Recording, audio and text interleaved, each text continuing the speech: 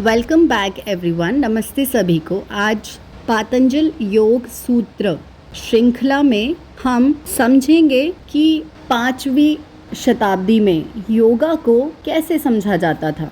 जैसा कि डे 1 पर हमने समझा था कि मुनि पतंजलि ने 2री से 5वीं शताब्दी के बीच में योग सूत्रम को लिखा था।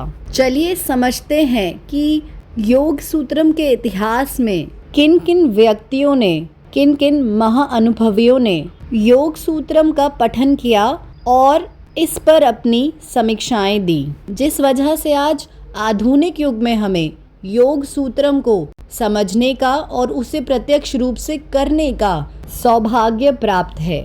योग को समझा जाता था ऐसी मानसिक प्रक्रियाओं को समझने का तरीका जिससे मनुष्य ज्ञान प्राप्त कर सकता है, सही गलत उचित अनुचित समझ रखने की क्षमता को बढ़ा सकता है और अपने सोचने समझने सीखने और याद रखने तर्क करने का निर्णय ले सकता है और योग के माध्यम से स्वयं के दोषपूर्ण प्रत्यक्षण या गलत धारणाओं को, गलत फहमियों को पारदर्शिता के साथ समझ सकता है। और योग में यह सभी ध्यान, स्मृति, तर्क और निर्णय द्वारा समझा जा सकता है, क्षमताओं को बढ़ाया जा सकता है। ऐसा 5वीं शताब्दी में योग के बारे में समझा जाता था। 5वीं शताब्दी में योग सूत्रम को मुनि पतंजलि द्वारा अंतिम रूप दिया गया था और इसी शताब्दी में वेद व्यास जी ने मुनि पतंजलि के योग सूत्रम पर व्याख्यात्मक समीक्षा भी दी थी।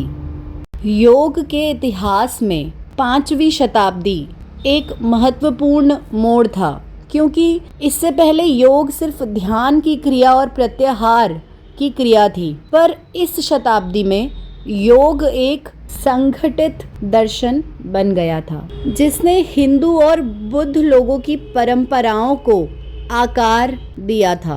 5वीं सदी में तांत्रिक तकनीकें हिंदू, बुद्ध और जैन जातियों में प्रचलित हो रही थी, जिसमें इन तांत्रिक तकनीकों में योग की ध्यान की अवस्था का इस्तेमाल करके सीधा तेजी से आध्यात्मिक शक्तियाँ और परम ज्ञान साधकों को प्राप्त हो रहा था और तंत्र को राजनीति में गुप्त साम्राज्य और वकातका साम्राज्य के विखंडन के कारण भी बढ़ावा मिल रहा था। उस समय शासकों को तंत्र प्रभावित करने लगा अपने युद्ध में जीत हासिल करने के लिए और राजनीतिक अधिकार हासिल करने के लिए। तंत्र ने जाति भेद भी मिटा दिया था, क्योंकि सिर्फ ब्राह्मण नहीं बल्कि सभी जातियां तंत्र की मदद ले रही थी परम ज्ञान की प्राप्ति के लिए।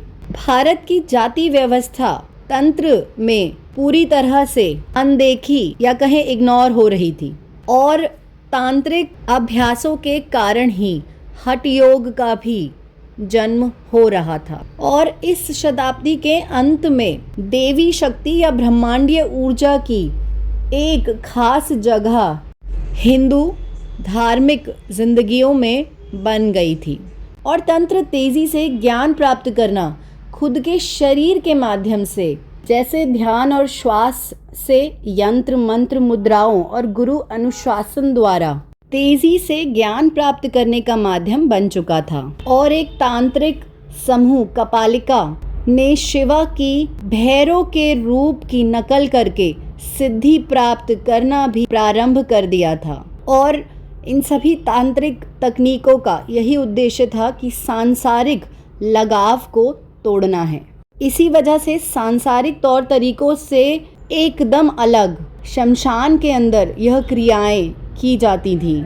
इस तरह के तांत्रिक चरम आचरण की वजह से बुद्ध परंपराओं में वज्रायना को भी प्रभावित किया और पशुपता संप्रदाय भी 5वीं शताब्दी में बढ़ा, जिसे उस समय के राजाओं ने खूब सहारा दिया। मंदिर बनवाए, पशुपतिनाथ मंदिर जिसका प्रमाण है। और इसी शताब्दी में बाद में पशुपति ब्राह्मणों ने कंबोडिया, जावा में यात्रा की और वहां भी तंत्र को फैलाया। पशुपता संप्रदाय 5वीं शताब्दी में सुव्यवस्थित दार्शनिक आंदोलन बन चुका था। यहाँ तक सुनने के लिए धन्यवाद। अब कल जारी रखेंगे।